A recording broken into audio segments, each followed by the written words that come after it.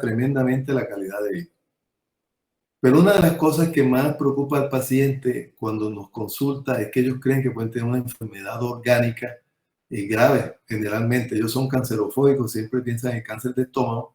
Pero esta tabla de un estudio hecho ya hace años que muestra claramente que cuando se compara esta enfermedad con la población general con relación a que desarrollen otras enfermedades como cáncer de colon, enfermedades de tiroides, enfermedades gastrointestinales, realmente no hay ninguna diferencia. Así que esta enfermedad no predispone a que desarrollen otra enfermedad.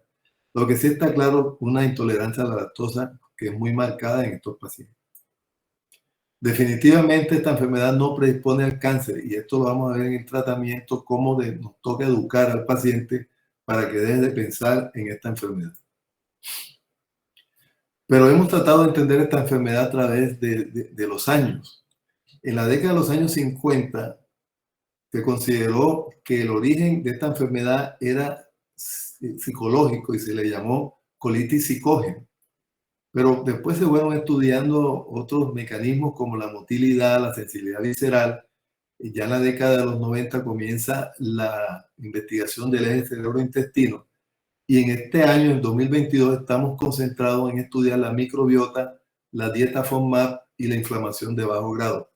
Pero si ustedes ven, todos estos pacientes terminan en un momento dado con cuadros de depresión o de ansiedad. Definitivamente, entonces, ustedes ven que en algunos libros aparece como una enfermedad funcional. Ya no vamos a hablar de enfermedad funcional. El intestino irritable es una enfermedad multifactorial compleja, donde hay una alteración del eje cerebro-intestino, de la microbiota, donde las infecciones juegan un papel importante, la dieta y sobre todo los trastornos emocionales que pueden preceder a la enfermedad o todo lo contrario, ser consecuencia de ella. Y ya la fisiopatología tiene otros factores, por ejemplo, el ambiente familiar en que crece el individuo, si hay un estrés crónico, factores genéticos, eventos adversos que experimenta el individuo. Entonces, todo esto se va sumando para que el paciente desarrolle la enfermedad y se perpetúe el cuadro clínico. Y cuando ya se hace un estudio de las alteraciones psicológicas, se encuentra que definitivamente sí las hay y que dependiendo de la severidad de la sintomatología, así también son las alteraciones psicológicas. Los pacientes sienten fatiga fácil, cuadros de ansiedad, mucho estrés, el dolor a veces creen que ya se va a acabar el mundo, que esto ya pues, es algo muy grave y cuadros de ansiedad severa. Todo esto realmente lo he yo experimentado a través del tiempo que padecen estos pacientes. Pero hay algo que es muy interesante. Ellos tienen alterada la percepción del dolor. Es lo que se llama alodinia. Ante un estímulo leve, por ejemplo, que alguien le roce la piel, y para ellos sienten un malestar intenso. Lo mismo ocurre cuando uno insufla algo de aire en el recto o en el colon. Eso le produce un dolor terrible cuando un individuo normal esa misma cantidad de aire no le produce un dolor leve. Entonces ellos tienen una alteración de la percepción del dolor. Y indudablemente que la personalidad, los factores genéticos van a incidir a nivel del sistema nervioso central, van a mandar mensajes al tracto digestivo y vamos a ver que esto se da en doble vía. Pero hablemos un poquito de la microbiota porque definitivamente juega un papel capital. Recordemos que la microbiota no es más que un ecosistema donde conviven de una manera pues muy tranquila bacterias, virus, hongos, protozoos. El 80% de esta microbiota son bacterias y las principales bacterias que tiene el ser humano en su intestino son los firmicutes, los bacteroidetes, las actinobacterias y las proteobacterias. Esos son los 4 grupos. Sabemos que tenemos 11 billones de bacterias. Pero ¿cuál es el papel de esta microbiota? Indudablemente juega un papel protector muy importante contra patógenos, interviene en la nutrición, en el metabolismo, en la síntesis de neurotransmisores y sobre todo en modular la respuesta inmunitaria. Pero es interesante que veamos la microbiota del ser humano, cómo se establece y desde qué edad. Dependiendo del tipo de parto, y este es un mensaje muy importante, así va a ser la microbiota. Hay estudios que demuestran claramente que si el parto es vaginal, que así debería ser siempre, la microbiota que transmite la madre a través del canal del parto es la mejor.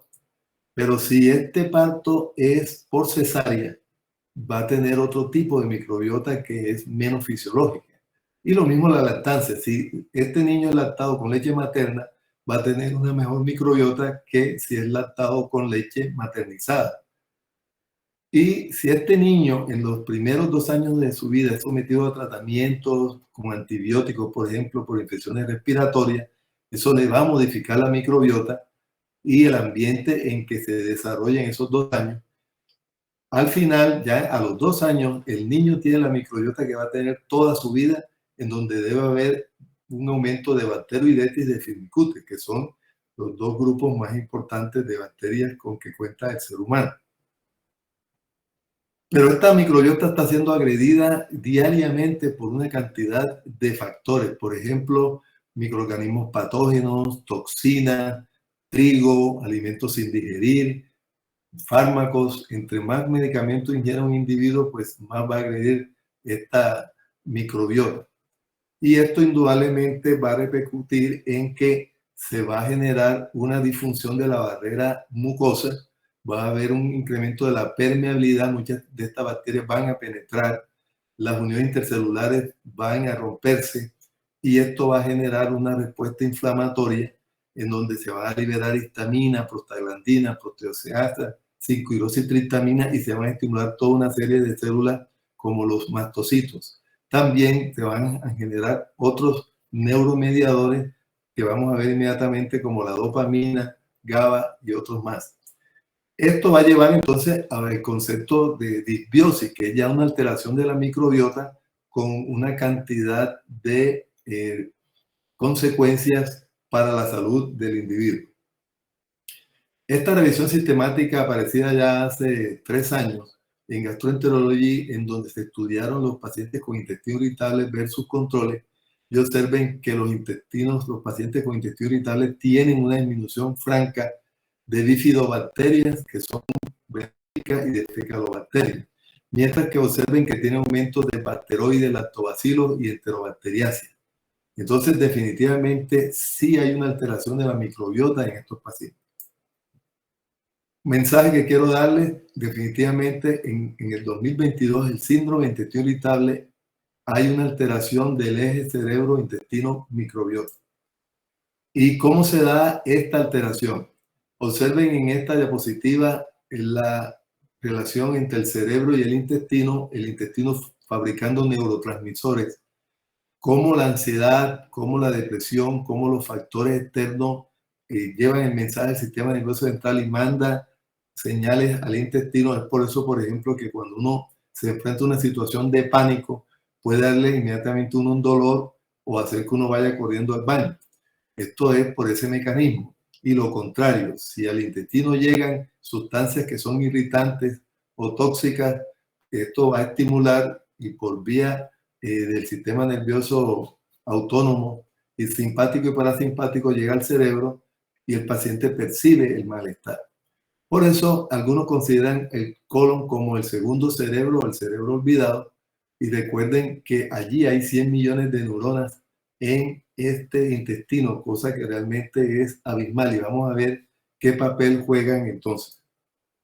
Lo primero que tenemos que ver es por qué nosotros tenemos tanta bacteria, el ser humano. Realmente, si nos ponemos a pensar, tenemos más bacterias que células humanas. Entonces, la pregunta elemental es ¿qué papel juegan las bacterias? Y la respuesta es que definitivamente nuestro cerebro no se desarrolla bien si no hay bacterias.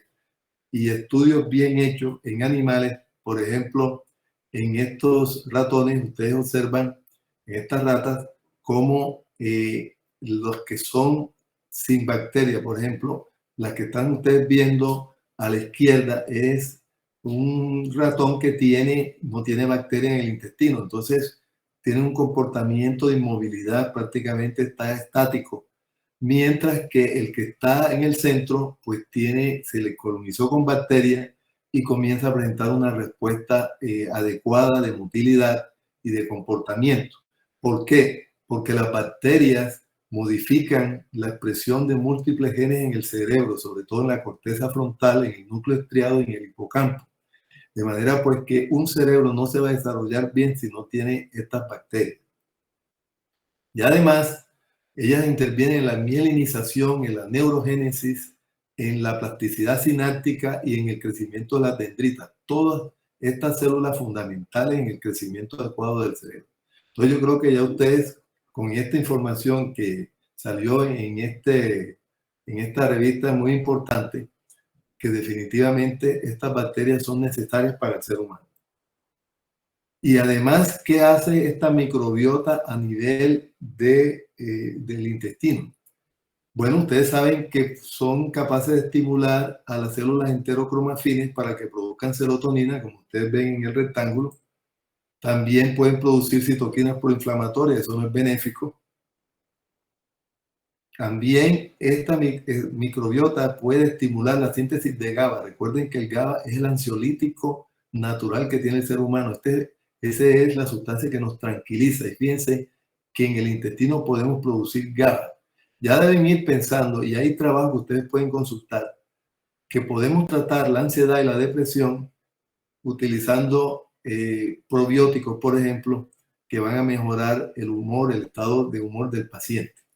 Pero además son capaces estas bacterias de estimular las células adrenérgicas para que produzcan noradrenalina. Recordemos que la adrenalina y la noradrenalina pues vienen siendo los neurotransmisores del pánico y de los estados de que uno está en peligro. Entonces todo eso es producido a nivel intestinal. Cogiendo como ejemplo la serotonina, cuando de esta se libera, miren todas las células que son capaces de ser estimuladas por la serotonina: macrófagos, dendritas, linfocitos, neuronas, las células musculares. Y esta serotonina pasa por vía sanguínea y también estimula neuronas y van a llegar al cerebro y van a estimular al sistema nervioso central. Y esto lo que va a llevar finalmente a que el paciente desarrolle ya sea un cuadro de ansiedad o de depresión, o ya los trastornos por los cuales nos consultan los pacientes, como es la constipación, los cuadros de diarrea y el dolor. Pero hay un subtipo de intestino irritable muy interesante, que es importantísimo, que es el postinfeccioso. Ya sabemos que después de una gastroenteritis aguda, que puede ser producida por bacterias, virus, protozoos, por ejemplo, el virus del COVID-19, pues ya hay estudios que demuestran cómo, sobre todo porque tiene una excreción intestinal, han desarrollado intestino irritable post-COVID, lo cual indica que los virus también pueden llevar a un síndrome de intestino irritable postinfeccioso. Del 90% de los pacientes que tienen una gastroenteritis aguda se van a curar, pero el 90%, pero un 10% son los que van a desarrollar un intestino irritable por factores bacterianos, por la respuesta inmune, y se va a generar lo que ahora denominamos una inflamación de bajo grado.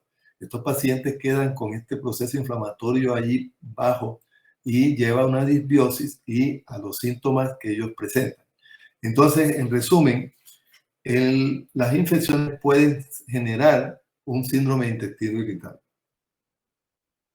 Y acá se resume en esta gráfica el desbalance de la microbiota, puede haber un sobrecrecimiento bacteriano y alteración de la motilidad y la sensibilidad visceral. Obviamente con la microinflamación.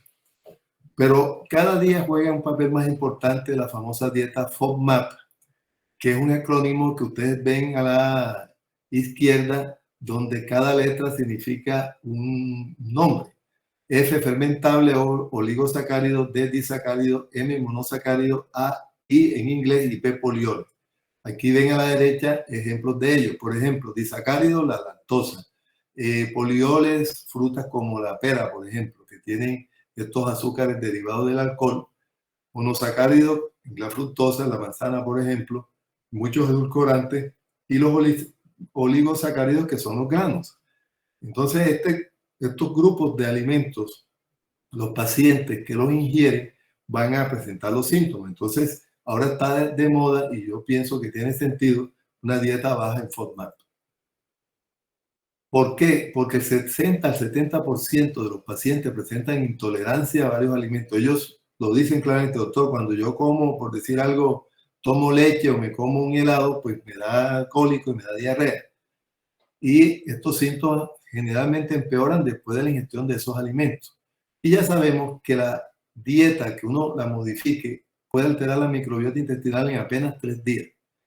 Por eso esto ha tomado mucha fuerza y ahora mismo en toda la guía está llevar a estos pacientes a una dieta baja en formato.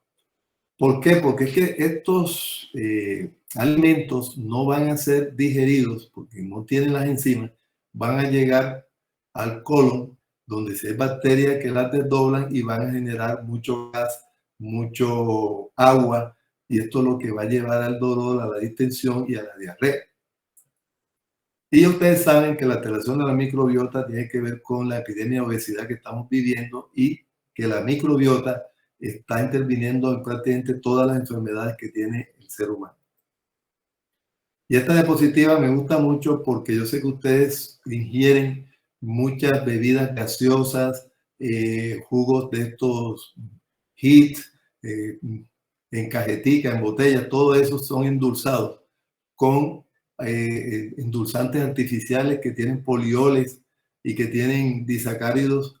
Y fíjense cómo este estudio demuestra cómo se altera la microbiota cuando ingerimos estos azúcares que son aditivos de muchos de los alimentos que consumimos.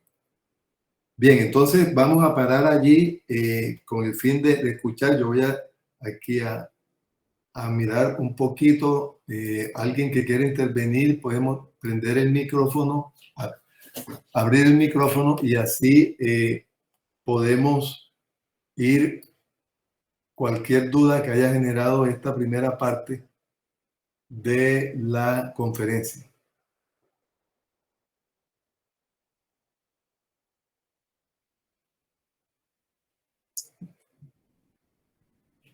Doctor, entonces, recomendarle la utilización de Perdón, probióticos. di tu nombre y la pregunta, ¿viste? Aura Navarro. Aura, ajá, Aura. Entonces, una forma de mejorar la sintomatología del paciente sería recomendarle el uso de probióticos. Bien, es que cuando lleguemos a la tercera parte de la conferencia, yo le voy a dedicar un tiempo muy especial a los probióticos. Entonces no te la respondo ahora con el fin de que la dejemos para la parte final.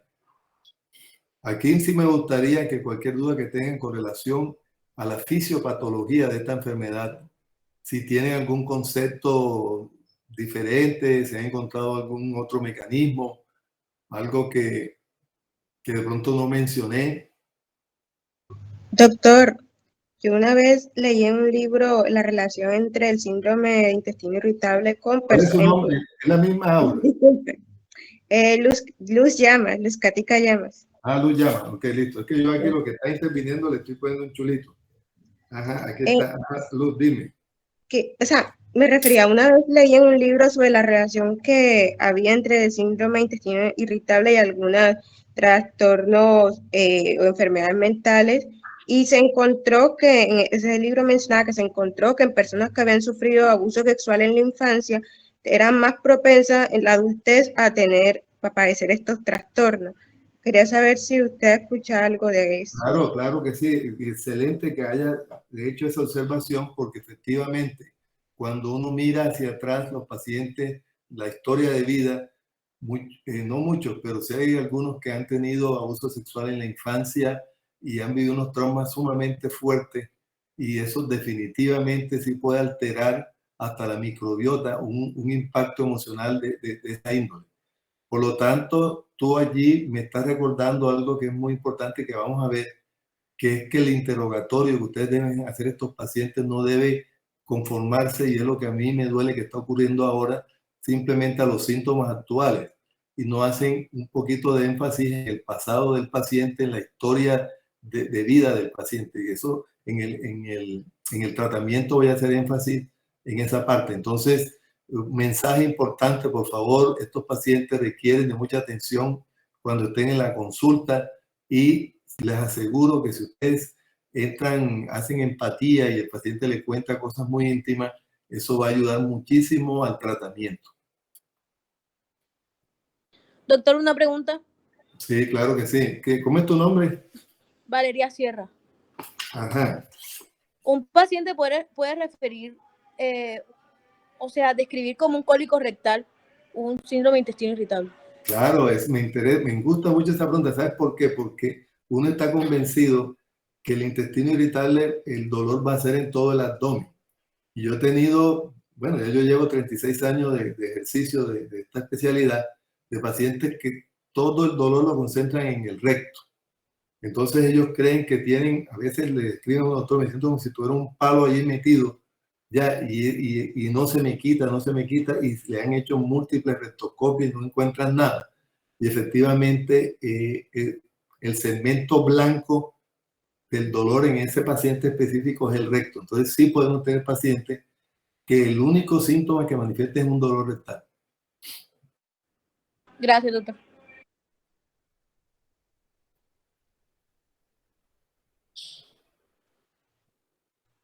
Doctor, una consulta. ¿Tu nombre? Daniela Henao. Ajá, Daniela, dime. ¿Existe alguna asociación entre el sangrado, el síndrome de intestino irritable con los sangrados pues, rectales? Perfecto, ya vamos a entrar justamente al diagnóstico y justamente el sangrado es un síntoma de alarma. Es decir, esta enfermedad nunca cursa con sangrado. Eso lo vamos a ver inmediatamente. La última pregunta para pasar a la segunda parte. Una pregunta. ¿Cómo es tu nombre? Juan Camilo Porres. Ajá, Juan Camilo.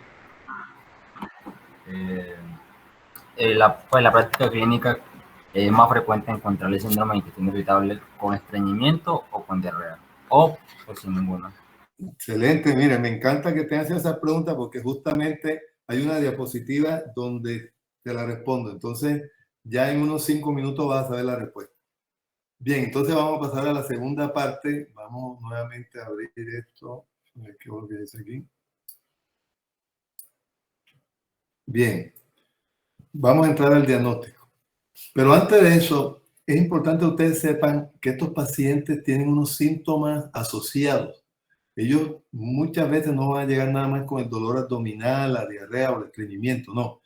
Además, se quejan que tienen mucho dolor de cabeza, que tienen mareo, que les duele la espalda, que pasan cansados, que tienen relaciones sexuales dolorosas, que pasan con una orinadera. También refieren desánimo, irritabilidad, algunos con pérdida del apetito y otros llegan con muchas obsesiones. Entonces, esos son síntomas asociados en donde, como ustedes saben, en medicina uno quiere encontrar al paciente, claro que lo vamos a tener, que nada más tiene el dolor abdominal con diarrea y no tiene ningún otro síntoma. Pero lo que vamos a ver en la práctica es que tienen una mezcla con síntomas que no tienen que ver realmente con la enfermedad como tal, sino que están asociadas. Y también estas enfermedades las ve uno. Vemos el paciente que le consulta con dolor abdominal, pero tiene pirosis, regurgitación, tiene una enfermedad por reflujo. O también tiene llenura, tiene eructos, o le duele la espalda, tiene una fibromialgia, o un dolor pélvico crónico, un síndrome de fatiga crónica. Y sobre todo, que estas dos entidades que ustedes en psiquiatría, yo creo que ya vieron muy bien, y que por favor siempre exploren la depresión y la ansiedad. Todas estas son enfermedades que se asocian mucho a ellas.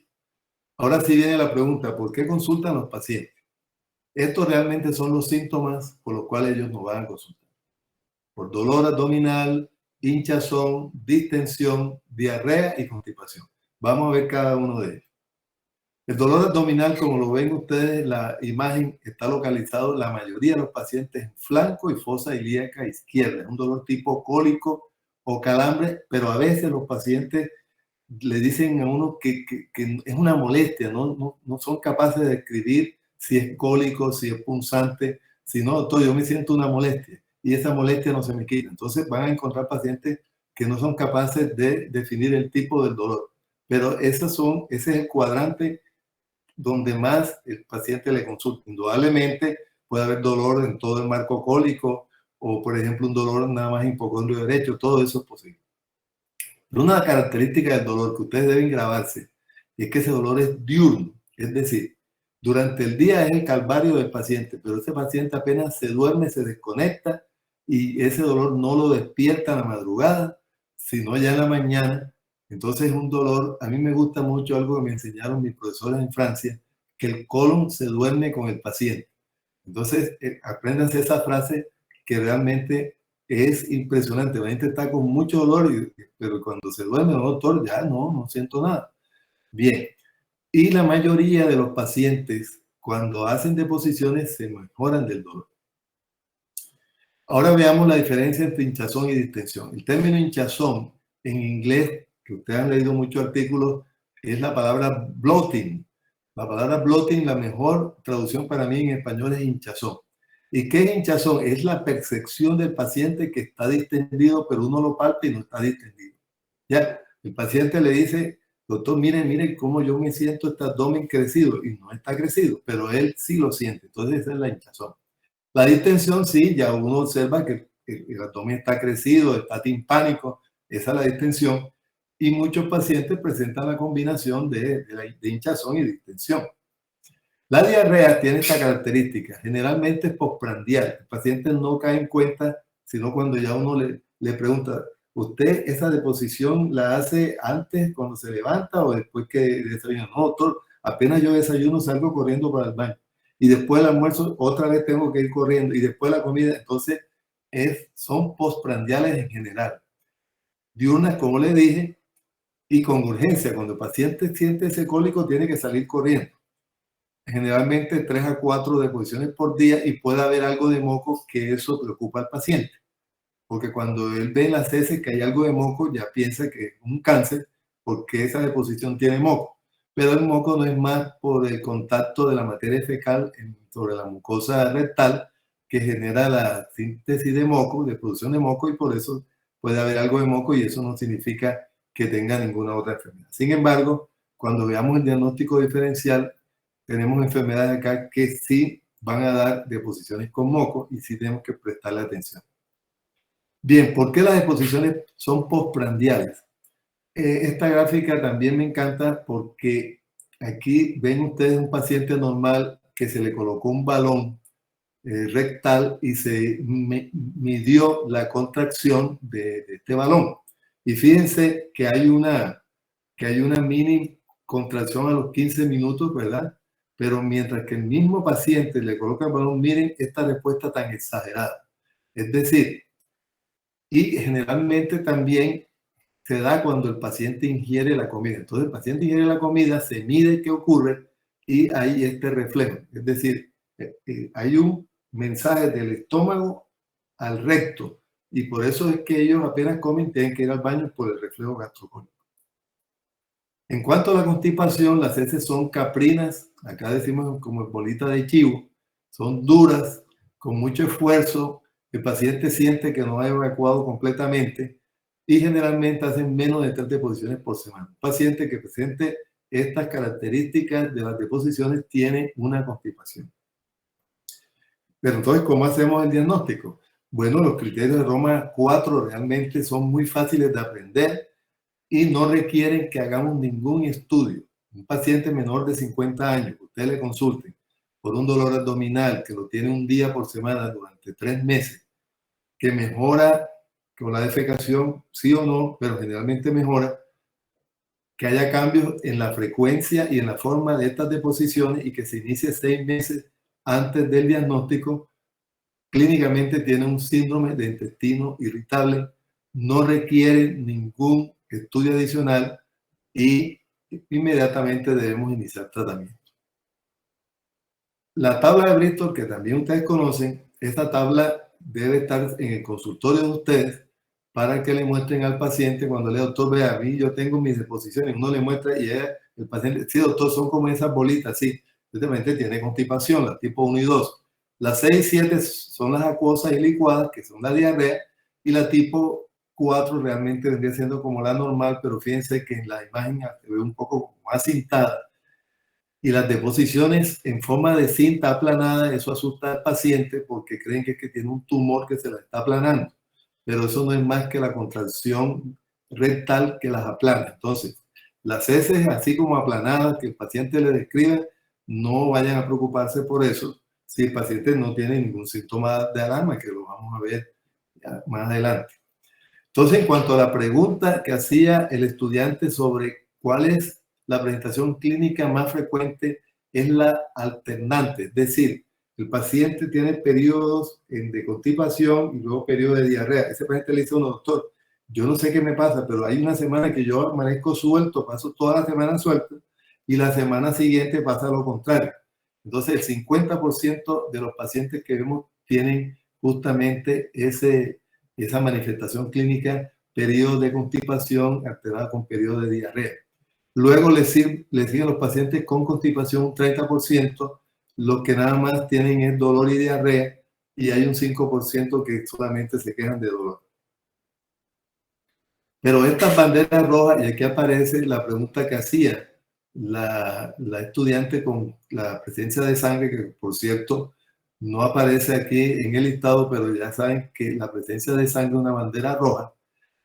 Tener más de 50 años, una diarrea refractaria que dure más de 6 meses, la pérdida de peso, la anemia, la historia familiar de cáncer de colon y sangrado, esos son banderas rojas. Entonces, el sangrado, automáticamente ya yo dejo de pensar en el intestino irritable.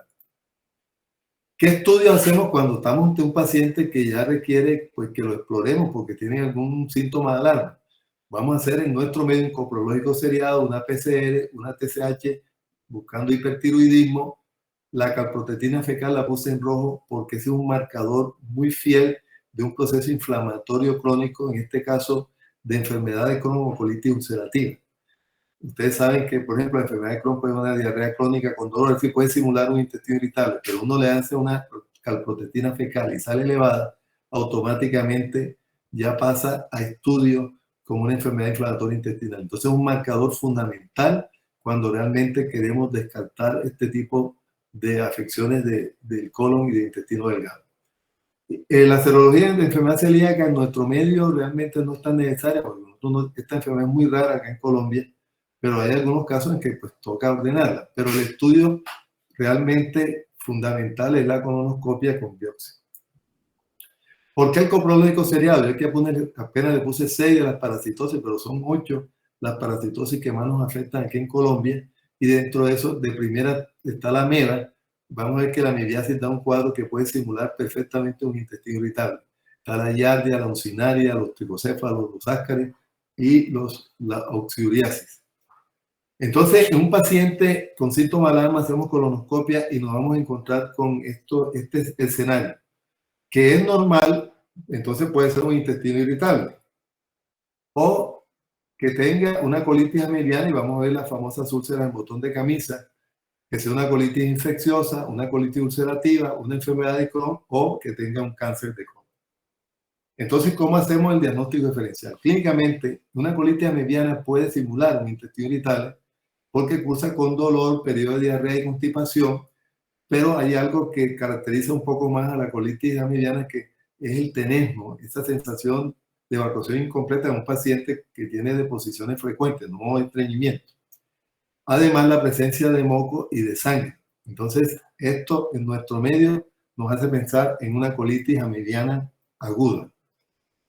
Yo, cuando hacía consulta allá en el universitario, me llegaban muchos pacientes que venían de Arjona, de Turbaco, en fin, del área rural Magangué, no con un síndrome de intestino irritable. Cuando yo los interrogaba, pues lo que tenían era una amebiasis. Entonces, por favor, piensen en la parasitosis y en primer lugar, y después en el intestino irritable, porque tenemos tanta parasitosis que entonces van al paciente a comenzar a tratarlo y este paciente no se les va a mejorar. Las colitis infecciosas agudas, bueno, ya estas cursan con fiebre, una diarrea aguda, generalmente puede haber ingerido algún alimento contaminado, hay dolor abdominal y puede haber o no sangrado. Entonces, esto es un contexto diferente. La colitis ulcerativa, pues sí puede cursar con diarrea crónica, pero normalmente en la colitis ulcerativa hay sangrado, el dolor abdominal recurrente y también la presencia de fiebre. Y ustedes saben que el diagnóstico endoscópico es muy característico, es muy raro que uno se equivoque cuando ve el patrón ese que ustedes están viendo en la imagen. Eso corresponde a una colitis ulcerativa. La enfermedad de Crohn puede afectar el colon y dar estas úlceras que ustedes ven en sacabocados rodeadas de mucosa sana. Puede haber diarrea crónica, fiebre, dolor abdominal, pérdida de peso y sangrado rectal. Fíjense que hay varios síntomas de alarma que ahí ustedes no van a pensar en un intestino irritable. Y el cáncer de colon, pues sí puede dar en un momento dado dolor abdominal alternado con diarrea o con constipación, y a veces no hay sangrado rectal. Puede o no haber pérdida de peso. Entonces, paciente mayor de 50 años con síntomas que simulen un intestino irritable, pues debe ser bien estudiado. Por eso, este algoritmo resume lo que les acabo de presentar. Hacemos un buen interrogatorio con los criterios Roma 4 y la tabla de Bristol, hacemos el diagnóstico, tiene menos de 50 años, no tiene síntomas de alarma, lo tratamos. Tiene síntomas de alarma, hacemos estudios. Tiene mayor de 50 años, también hacemos estudios. Si los estudios son negativos, pues es un intestino irritable. Pero si sale positivo para cualquiera de ellos, pues hacemos el tratamiento específico. Bien, vamos a parar entonces allí para ver qué inquietudes tienen con relación ahora al diagnóstico de esta enfermedad y al diagnóstico diferencial.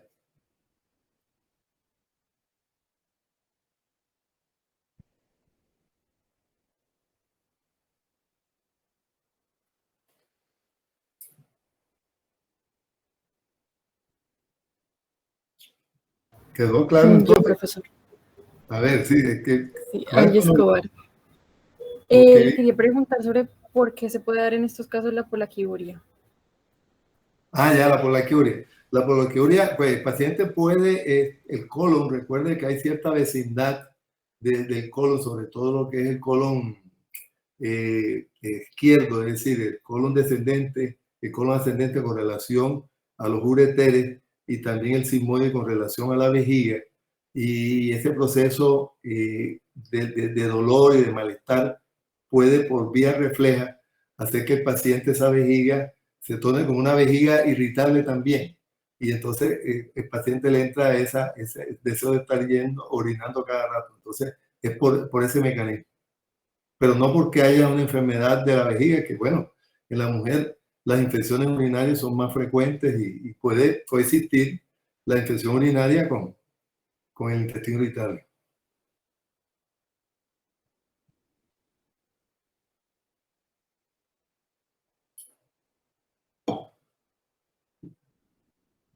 Hay una enfermedad que ven los reumatólogos, yo creo que ustedes ya lo tratan por reumatología, que es la fibromialgia. Muchos de los pacientes que yo veo llegan con ese dolor en la espalda que no se les quita y siempre piensen en la fibromialgia, y en ese caso, pues obviamente que lo valores reumatología, pero es muy frecuente la asociación de intestino irritable con la fibromialgia.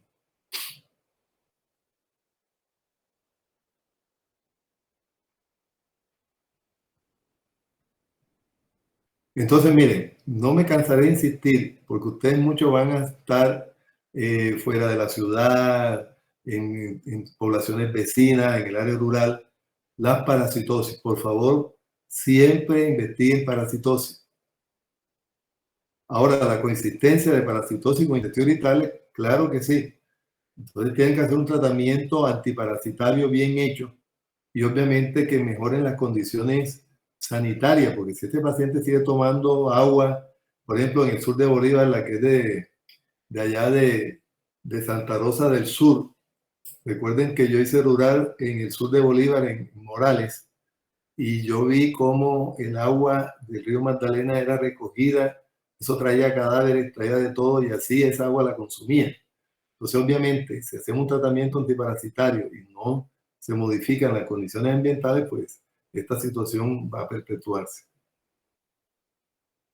Bien, vamos a pasar entonces a la tercera conferencia, que es obviamente como el blanco de ustedes, porque se supone que ya esta enfermedad de ustedes la conocen.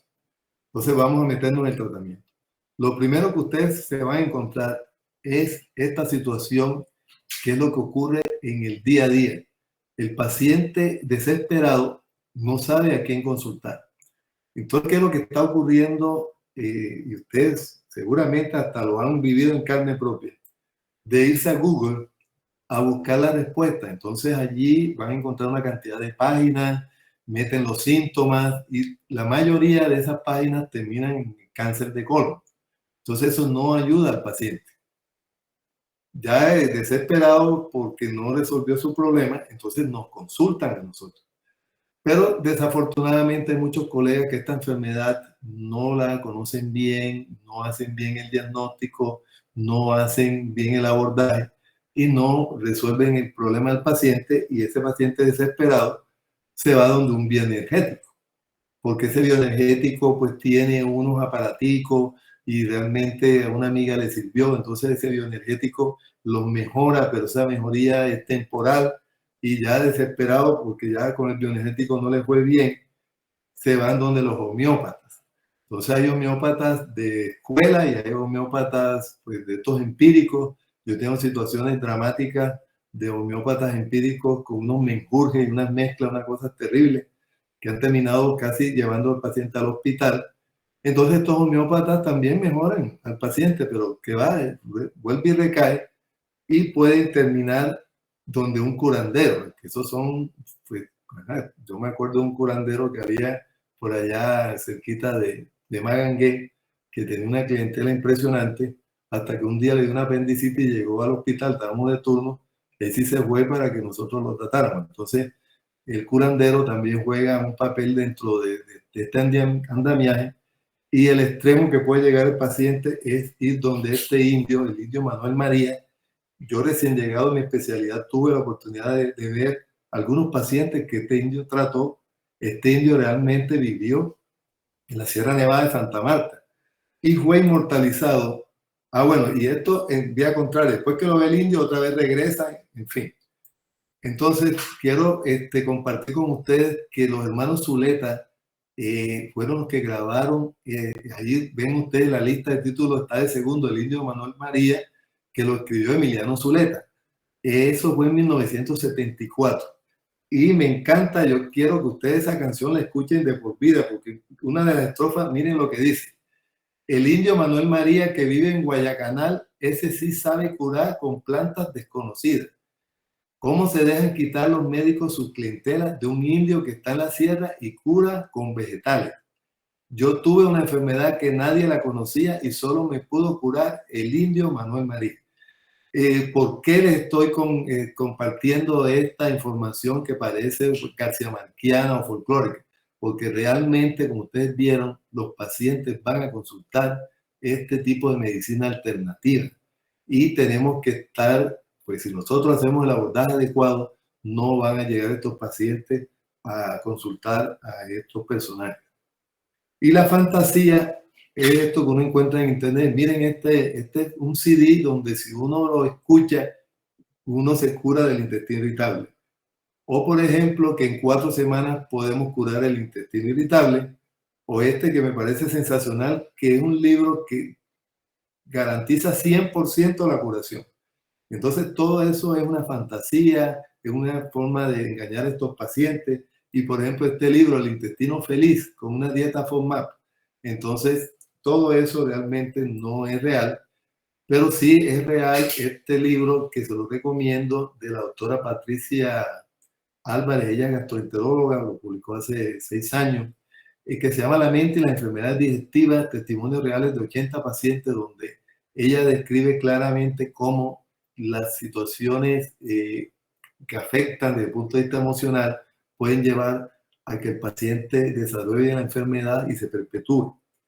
Y este libro que escribió mi profesor francés, el profesor Bonfils, que después de tantos años de ejercicio viendo pacientes con intestino irritable, escribió este libro que se llama Impertinencia psicosomática. Y fíjense que la portada es una escultura precolombina que está en San Agustín, que se llama El hombre dual, donde están las dos caras.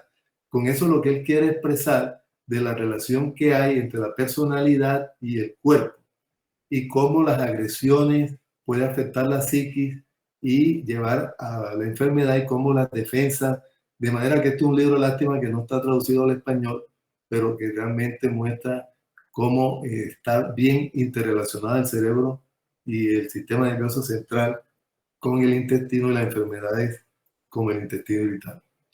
La realidad no existe un fármaco para tratar todos los síntomas. La pregunta inicial es ¿quién inicialmente debe tratar a un paciente con intestino irritable? Esta tabla se la ideó el doctor Drossman. Douglas Drossman es el que más ha estudiado el intestino irritable en el mundo. Ustedes pueden meterse en internet y van a ver todo lo que ha escrito. Él hace parte de los criterios Roma 1, 2, 3, 4, en fin. Y él se ideó este índice de severidad que es muy sencillo. El dolor abdominal del paciente en una escala visual, el número de médicos que consulta durante 6 meses multiplicado por esta constante, hace que la enfermedad la clasifiquemos en leve, moderada o severa. Pero es fácil. El paciente que tiene pocos síntomas, pocas visitas médicas, que no tiene ningún trastorno así emocional, tiene una enfermedad leve. Esta es el 70% de los pacientes y lo debe, como ven en el rectángulo en verde, ser tratado por el médico general. Ustedes, cuando se gradúen, el 70% de estos pacientes con intestino irritable lo van a tratar sin ningún problema. Pero hay un 25% que está en el rectángulo rojo que debemos ver nosotros los gastroenterólogos. ¿Cuáles son esos? Hombre, cuando este paciente ya lleve varias visitas médicas y sigue con el malestar, hombre, ya remítanlo. Y que tengan dificultades psicosociales muy importantes. Aunque ustedes podrían, después que conozcan muy bien las enfermedades del sistema nervioso, sobre todo depresión y ansiedad, tratar a este subgrupo del 25%. Y nosotros, los gastroenterólogos, nos toca remitir un 5% de los pacientes que vemos a psiquiatría, porque ya son pacientes que tienen trastornos del sistema nervioso central severos, en que ya no vamos a poder resolver esta situación. Entonces, el tratamiento debe ser personalizado, no hay un solo fármaco que trate todos los síntomas.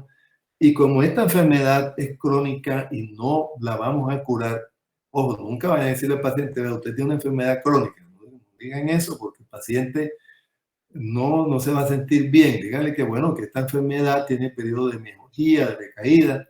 Entonces vamos a mejorar la calidad de vida del paciente. La idea es que el paciente pueda trabajar bien, que los síntomas sean mínimos, que sean bien espaciados y que no esté todo. Yo tengo pacientes que todas las semanas van a la urgencia con el dolor abdominal. La clave, y este es el mensaje más importante de toda la conferencia, es la excelente relación médico-paciente. Miren, yo les aseguro que si ustedes hacen empatía con el paciente, lo escuchan, ese paciente es un multiplicador y bueno, se le va a llenar su consultorio. Pero si ese abordaje es tormentoso, es tortuoso, es tórpido, es difícil, es de resistencia, les aseguro que es todo lo contrario. Ese paciente se va a encargar de decirle a todos sus amistades que este médico es malo. Entonces, por favor, una buena relación médico-paciente. Es más, solamente conversando con el paciente, ya el 50% del tratamiento lo tiene. El paciente se va a mejorar, así le mandemos agua de azúcar. Esto es otro problema que yo, esta conferencia, cuando la dicté en Bogotá, inmediatamente me saltaron cuando yo dije que el tiempo de consulta debe ser mínimo de 1 hora. Ustedes saben que el sistema de salud ahora es que cada 15 minutos. Entonces, ¿cómo vamos a nosotros a poder escuchar a ese paciente en 15 minutos metiendo los datos en un computador? Eso no va a mejorar para nada al paciente. Entonces hay que romper ese círculo vicioso que estamos viviendo de esas consultas hiperrápidas. Entonces yo veo que el paciente, no doctor, ese médico ni siquiera me saludó, ni me dio la mano, no, a mí no me palpó abdomen, no, eso inmediatamente me mandó un medicamento para el dolor y ya, ahí terminó todo. Eso no puede ser así. Entonces esta consulta debe estar centrada en el paciente. Tenemos que escucharlo, tenemos que tener paciencia.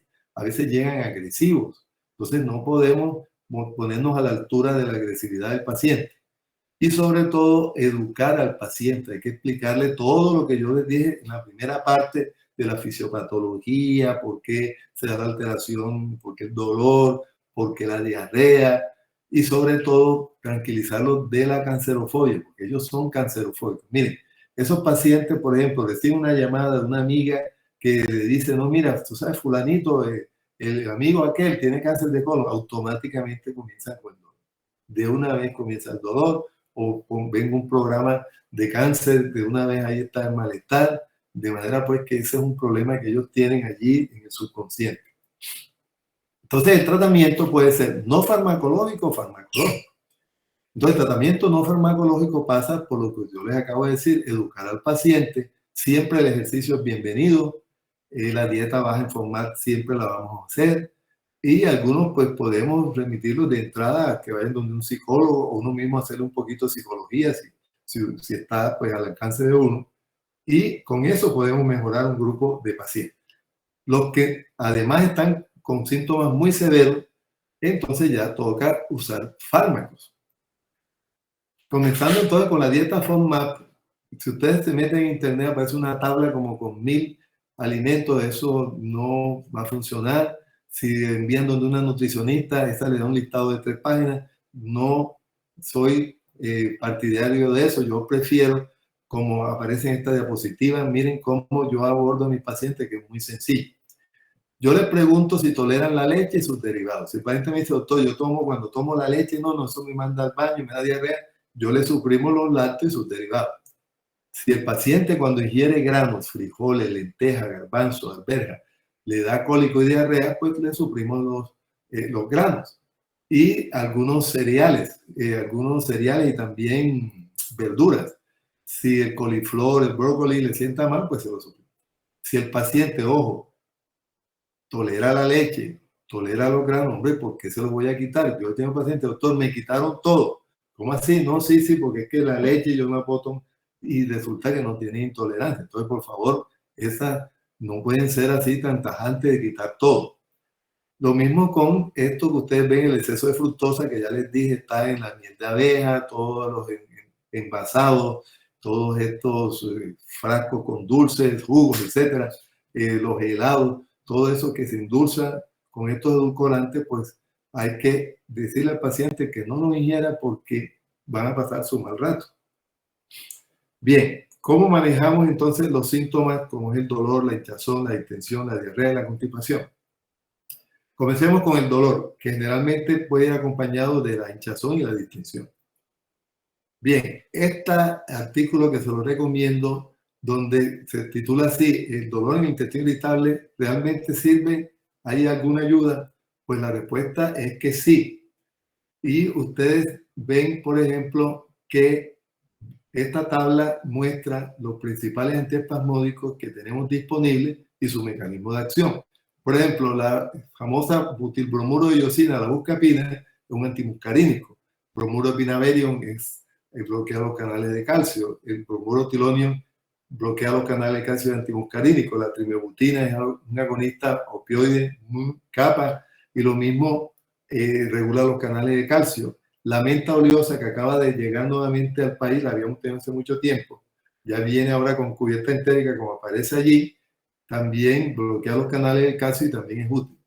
Pero esta tabla me gusta más porque es que aquí aparece una lista más grande de antiespasmódicos. Afortunadamente ya en el plan obligatorio de salud ya metieron prácticamente a casi todos los antiespasmódicos que tenemos y antes estábamos realmente muy limitados, nada más había la famosa buscapina, pero ya ahora tenemos el otilonium, el pinaberium, mebeberina, simetropium. Entonces ahí están las dosis que ustedes deben utilizar, pero miren la tabla del centro, el NNT, que es lo más importante, el número de pacientes a tratar para obtener el alivio o el beneficio. Fíjense que en el rectángulo verde aparece que en la sumatoria de todos los antiespasmódicos se requieren 5 pacientes para mejorar uno, es decir, son excelentes, son buenos. El problema que tienen los antiespasmódicos es la tolerancia que desarrollan los pacientes después que llevan cierto tiempo tomando. Por eso hay pacientes que comienzan con trimebutina, no, doctor, esa trimebutina ya a mí no me sirve. Entonces, pues pasa uno a un otilonium y después nuestro otilonium ya no me sirve, entonces pasa uno al pinaberium. Entonces, fíjense que generalmente son 2, 3, 4, 5 el NNT. Y del lado derecho ven las recomendaciones de las diferentes sociedades como la AGA, la Sociedad Europea, donde está el nivel de evidencia de esta intervención terapéutica. Entonces, concluyendo, definitivamente los antiespasmódicos son útiles y debemos utilizarlos para el dolor. Para la diarrea, fíjense que aquí están las dosis y el mecanismo de acción, las principales. Tenemos la loperamida, 2 a 4 miligramos. Es un receptor de los receptores opioides MU, así actúan. La rifaximina, que está de moda, 550 miligramos cada 8 horas por 14 días. Actúa sobre la microbiota, indudablemente, en los pacientes con diarrea. También está la Locetrón, el Ondansetron y el Luxadoline, que este todavía no lo tenemos aquí en Colombia. Fíjense que en esta tabla aparece a la izquierda primera y segunda línea. Eso lo vamos a ver ya para terminar en las guías, que la loperamida aparece como un medicamento de primera línea. Es decir, ese paciente que le dice, doctor, yo paso 3, 4 veces al día, le pueden dar una loperamida en la mañana y pueden darla cada 12 horas y perfecto, uno controla la diarrea. Pero si este paciente tiene esa diarrea persistente, ya pasamos uno de segunda línea como la rifaximina, las dosis que ya ustedes saben. Pero fíjense, el número de pacientes a tratar es de 10.5, y lo cual indica que no todos los pacientes van a mejorar con la rifaximina. Está el Luxadoline, que tiene lo mismo, y la Locetrón, que es mucho mejor, requieren apenas 7.5 pacientes para mejorar uno. Para la constipación debemos comenzar con lo más básico, que es el psyllium. Recuerden que las fibras solubles sí funcionan, pero hay que comenzar con dosis bajas. Por ejemplo, una cucharada de avena máximo, pero no hay que 2, 3 cucharadas, ese paciente se va a distender y va a rechazar la avena y no va a poder. Entonces comienzan con dosis bajas y ese psyllium va funcionando. Tiene una acción de aumentar la absorción de agua y la consistencia de las heces. Como segunda línea, y ahí también algunos lo tienen de primera, el polietilenglicol. Y ustedes lo conocen muy bien, que es un laxante osmótico, no se absorbe y realmente funciona muy bien. La linaclotida no la tenemos en el país, pero sí tenemos la lubiprostona a la dosis de 8 microgramos que actúa sobre los canales de cloro. Las dosis, fíjense que en primera línea aparece el psyllium y el polietilenglicol. De segunda línea, la lubiprostona y la linaclotida. Ahí están las dosis. El número de pacientes a tratar, fíjense que con la fibra es de 7, con el polietilenglicol es de 5, lo cual indica que es muy bueno, y ahí está la recomendación de la sociedad. Ahora sí, vamos a meternos con los probióticos, que realmente indujo una pregunta de una de las estudiantes. ¿Por qué los probióticos son útiles? Porque son microorganismos vivos que crean y mantienen un equilibrio bacteriano óptimo, que si son ingeridos en cantidades adecuadas, favorecen la presencia de una microbiota saludable y proporcionan una defensa natural al huésped. Pero veamos un poquito de historia de los probióticos, porque es interesante que ustedes sepan cómo surge el primer probiótico a nivel mundial. Miren la foto de la izquierda en blanco y negro, los grupos estos beduinos que atravesaban el Sahara montados en camello. Ellos utilizaban, como ustedes ven aquí, como recipiente, estas bolsas no son más que la piel de cabra. Fíjense que en la India, aquí ven en el centro todavía, el agua la recogen en la piel de estos animales. Entonces llenaban estas bolsas con la leche, ¿no? Hacían la travesía a través del desierto y el calor intenso que hacía, en contacto de la piel de cabra que tiene bacterias, con esa leche se multiplicaban las bacterias acidofílicas, se producía la fermentación. Cuando ya ellos llegaban a su destino, ya esa leche estaba cortada, semisólida, coagulada. Entonces ese es el yogur. Así se creó el primer yogur, y eso viene de la península balcánica, donde está Bulgaria precisamente.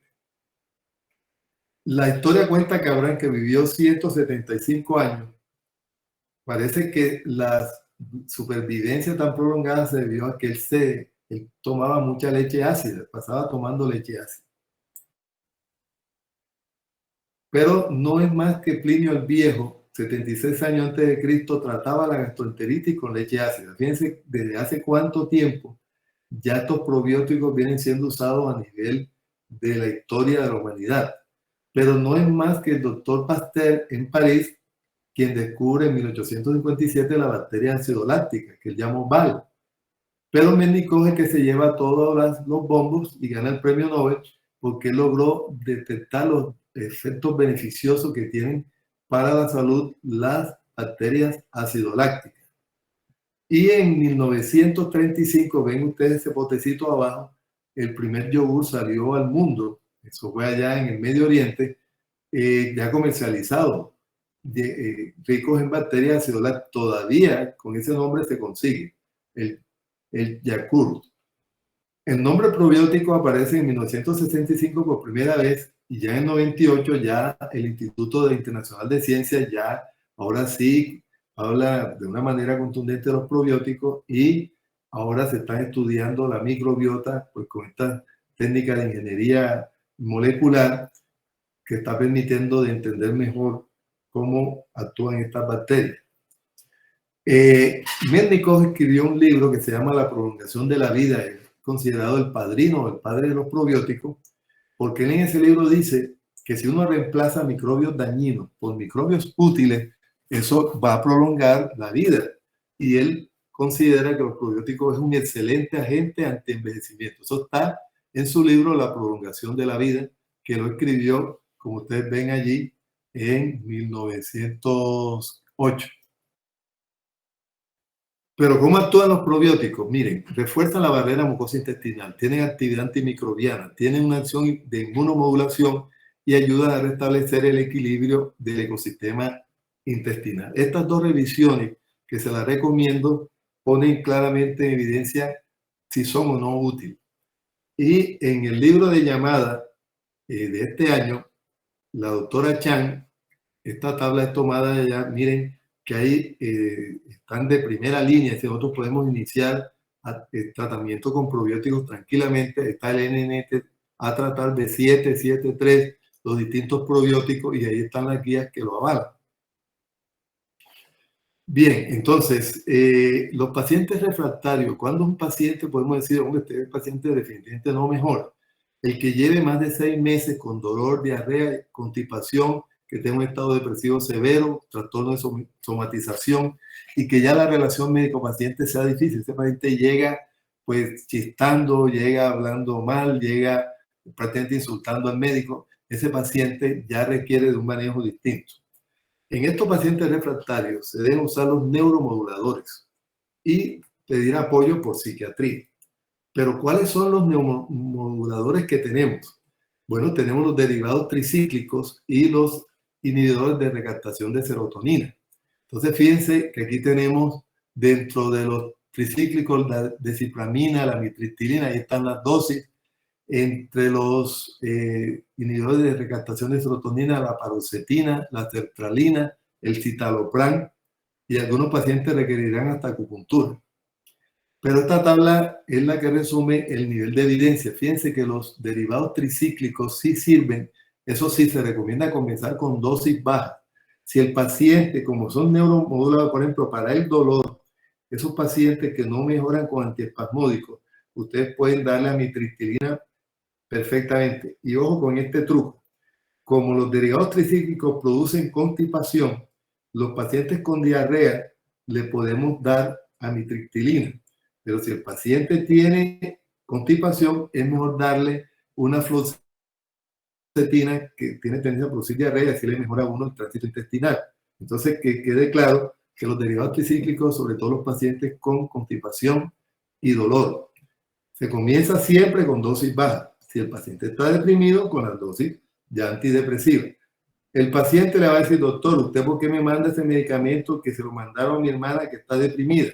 Y entonces ustedes tienen que decirle que a esas dosis tiene un efecto neuromodulador y que eso mejora y disminuye la sensibilidad visceral, en fin. Entonces, así es como van a manejar estos medicamentos. Y ya para terminar, por favor, bajen las guías que están publicadas allí en esta dirección, que es la página web de la Asociación Colombiana de Gastroenterología, que yo tuve la suerte de actualizar el año pasado.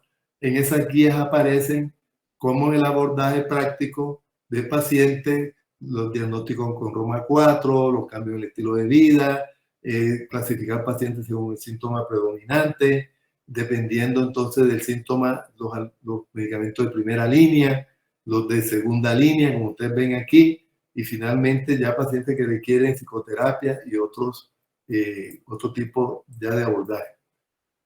¿Qué pasó con la paciente, esa fiscal que yo tuve con tantos problemas? Pues yo le inicié tratamiento con doxepina, 50 miligramos, y se la remití al psiquiatra. Y la verdad que el psiquiatra le ayudó muchísimo y ha tenido una mejoría sustancial. Entonces, los mensajes ya para terminar es que definitivamente el intestino irritable es una enfermedad multifactorial, donde hay una alteración del eje cerebro-intestino-microbiota. Los estudios de la microbiota definitivamente van a seguir. Ese es el presente y futuro. Va a haber un tratamiento personalizado dependiendo de la microbiota que tenga cada individuo. Y definitivamente lo que más ayuda es la excelente relación médico-paciente y que tenemos ya un arsenal bastante amplio para manejar los distintos síntomas. Bueno, muchachos, terminamos entonces ya con el tema y vamos a cerrar con una sesión de preguntas y respuestas. Creo que el tiempo nos ha rendido. Entonces vamos a cualquier inquietud, porque recuerden que es posible que haya preguntas para un mensaje que creo que le van a hacer. Doctor, yo tengo una pregunta con respecto al Tu tratamiento. nombre, por favor, tu nombre. Luz Katica Llamas. Ajá. Usted habló de los probióticos en el uso del síndrome de intestino irritable. Sin embargo, no estoy segura si también aparte se puede usar prebióticos en el tratamiento de la enfermedad. De acuerdo, es decir, lo que pasa es que, bueno, los estudios con prebióticos son mucho más limitados que con probióticos, pero los prebióticos ya están saliendo trabajos, ¿verdad? Porque los prebióticos no son probióticos, sino que son sustancias que estimulan a la microbiota, sin ser bacterias como tal. Entonces los prebióticos sí, poco a poco van buscando su sitial en el manejo, pero en este momento yo no uso prebióticos. Yo uso probiótico propiamente dicho. Una pregunta. Sí, ¿qué la hace? Aura Navarro, ¿el uso de los Aura, antiespasmódicos sería solamente cuando hay el dolor o se da por un tiempo más largo? No, realmente es decir, miren, la clave del tratamiento es la buena relación médico-paciente. Yo tengo pacientes que después que yo converso con ellos largamente, ya ellos salen más tranquilos, ellos se sienten que se han quitado como un peso de encima. Y yo les digo, miren, no tienen que tomar nada, tómense unas vacaciones. Y ya, el paciente se va y no. Pero si el paciente tiene dolor, ese es uno de las razones por las cuales nosotros somos médicos, aliviar el dolor.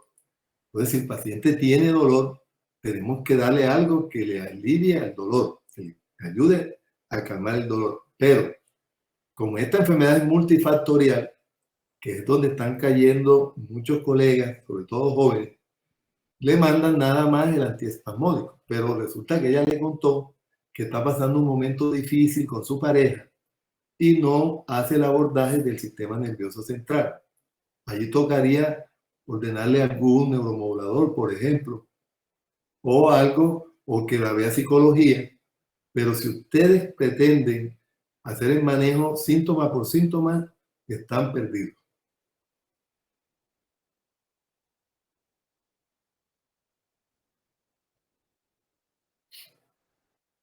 Doctor, una pregunta. Camilo, Sí. dime. Primero, la mayoría de estos pues, medicamentos que utilizan para tratar los síntomas, diarrea, constipación, dolor, ¿por cuánto tiempo se dan? O sea, ¿son episódicos? Claro, es decir, el tratamiento con antiespasmódico es muy sencillo. Miren, realmente porque yo lo que ya le estoy hablando es con base a la experiencia, porque una cosa son las guías y otra también la experiencia personal. Entonces, fíjense, realmente el dolor del paciente puede ser agudo, ese dolor terrible que lo manda a la urgencia, o esa famosa molestia, ese dolor recurrente ahí, bobo, entre comillas. Para el dolor agudo, yo utilizo, por ejemplo, la iosina, para el dolor agudo. Pero para el dolor ese persistente, ahí sí ya utilizo uno de estos antiespasmódicos tipo Tinaverium, Poltironium, la misma trimebutina, ¿ya? ¿Por cuánto tiempo? Bueno, generalmente se recomienda que por mínimo una semana.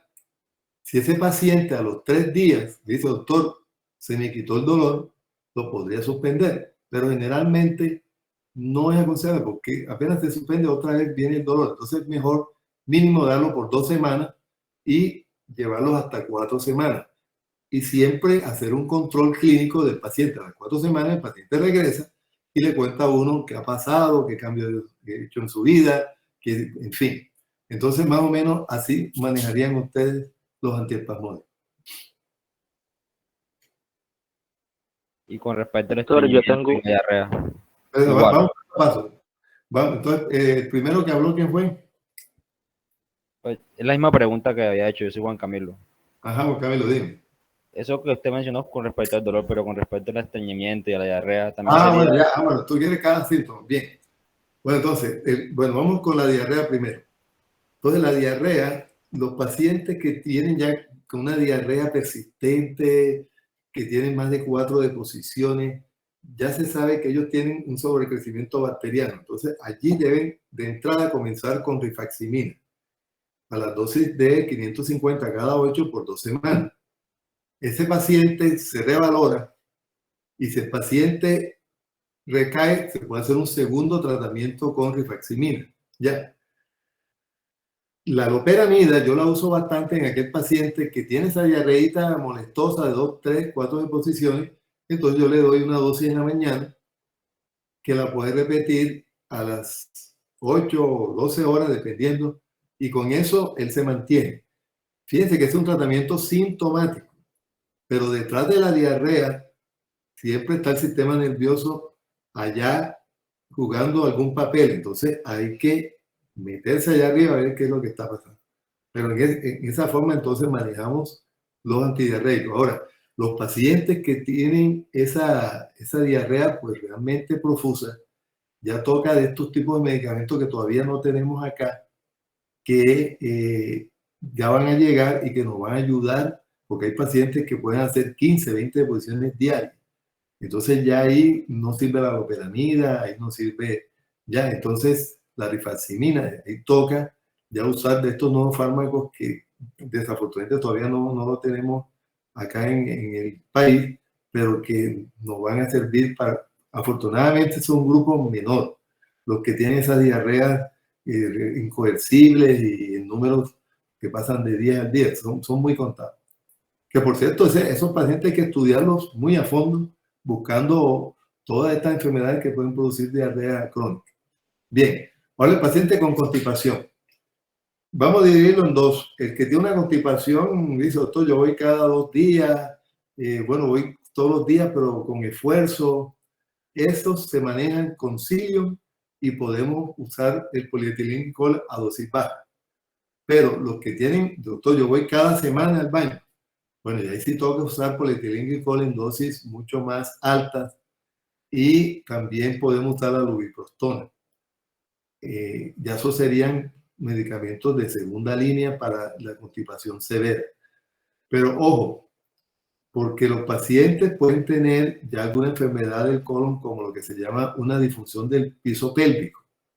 Entonces, un grupo de estos pacientes deben ir a estudio manométrico para que nos diagnostiquen si tienen una disfunción del piso pélvico o si tienen un colon perezoso o de tránsito lento, que el manejo es totalmente diferente.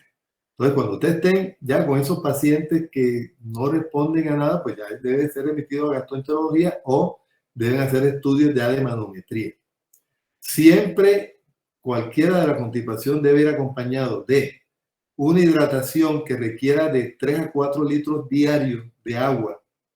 Siempre, yo prefiero 4 litros de ejercicio y de ingerir algunos alimentos que pueden ayudar a la motilidad. Ya la papaya pasó a la historia, pero por ejemplo la pitaya, la granadilla, el pomelo con todo ese pellejo blanco, esa fibra puede ayudar, acompañado siempre de una hidratación y de ejercicio.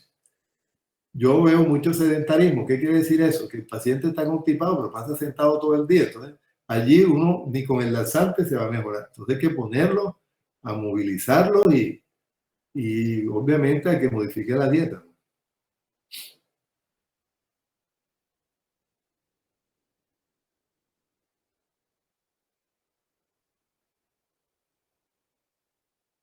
¿Alguna otra pregunta? Doctor, yo tengo una pregunta, pero no sé si... Valeria, ajá. Ok. En caso de que... Yo podría mandar la iosina y la enterogermina solamente cuando los síntomas, o sea, el paciente los requiera, o se mandan con una dosis. Bueno, entonces miren, aquí ya que mencionaste especialmente la enterogermina, se ha hecho muy famosa. La verdad es que yo tengo muy pocas lecturas de artículos así de la enterogermina como tal. Sé de otros probióticos comerciales. Sé que la enterogermina la usan mucho en pacientes con diarrea aguda. Los que llegan a la urgencia inmediatamente le ponen enterogermina.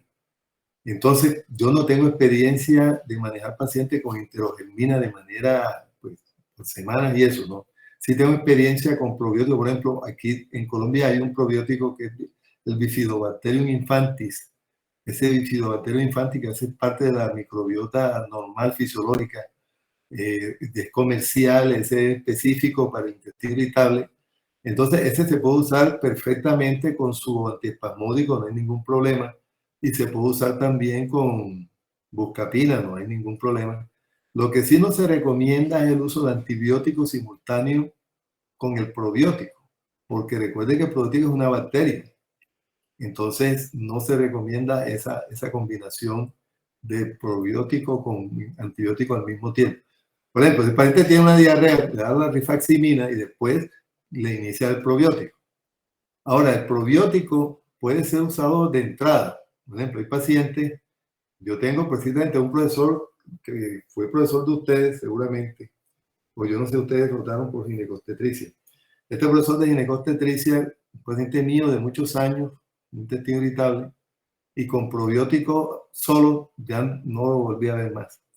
Entonces, el probiótico no es la panacea, no es para todos, tiene uno que probar, hay unos que van a responder, otros no. Ahora mismo, bueno, ustedes saben que yo estoy ahora dedicado al posgrado de gastro. Uno de mis alumnos, precisamente el doctor Pinto, acaba de regresar de Madrid y él estuvo en la consulta que hacen ellos allá de intestino irritable y a todos los pacientes les mandan un panel de disbiosis. Es decir, allá tienen la forma de estudiar la microbiota y dependiendo de los microorganismos que estén proliferando, pues así se hace el tratamiento. O lo que estén faltante, entonces se le agrega el probiótico. Yo creo que esa estrategia, tarde o temprano, nos va a tocar hacerla acá. Todavía estamos un poco lejos, porque esos estudios son muy costosos de microbiota, pero pienso que el tratamiento va a ser personalizado. Mientras llega eso, sí les recomiendo que los probióticos sí funcionan. No tengo experiencia con enterogermina, entonces no podría decirle de que use la enterogermina, porque no.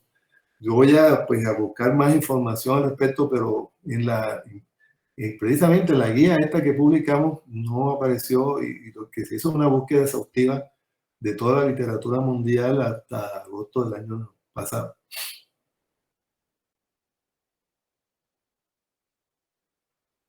Doctor, yo tengo otra pregunta. ¿Existe resistencia? ¿Cómo? Óscar González. Sí, Óscar, ajá. ¿Existe resistencia directa, ya sea a la rifalcimina por el uso claro y de primera línea que le damos en esta patología, o cruzada, por ejemplo, con la rifampicina? Ok, no, indudablemente que no se genera resistencia. El problema no es que las bacterias sean resistentes a la rifalcimina, no, sino que hay otros factores diferentes a esa microbiota que están ayudando a la diarrea. Entonces, por ahí no hay caso de que no se hizo resistente a la rifalcimina, no. Ahora, la rifalcimina, como esta enfermedad es multifactorial, este es el mensaje. Como es multifactorial, no se empecinen que la rifalcimina es la que tiene que resolver problemas, o si no, ahora le voy a poner metronidazol, o ahora le voy a poner trimetoprim sulfa.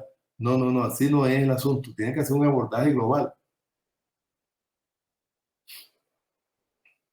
Doctor, entonces, o sea, en ese orden de ideas, si ya sabemos que el tratamiento es personalizado, pero denos una idea de cómo se puede mandar un probiótico, por ejemplo, en ese caso que usted manda Bifidobacterium infantis. Claro, indudablemente los probióticos, la ventaja que tienen, que se pueden tomar de manera indefinida sin ningún efecto secundario.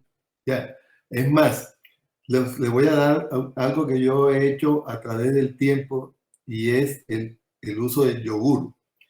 El yogur, que ustedes saben que ya les acabo de mostrar, es una leche que tiene bacterias que son saludables. Entonces, el consumo de yogur, yo pienso que debe ser parte de la dieta de cada individuo en nuestro país o en el mundo en general. Entonces, les recomiendo que tomen mucho yogur y no tiene que ser griego y es finés y que tenga no sé qué, que tiene vitamina. Eso es pura, eso para venderlo más costoso. El simple kumis es bienvenido.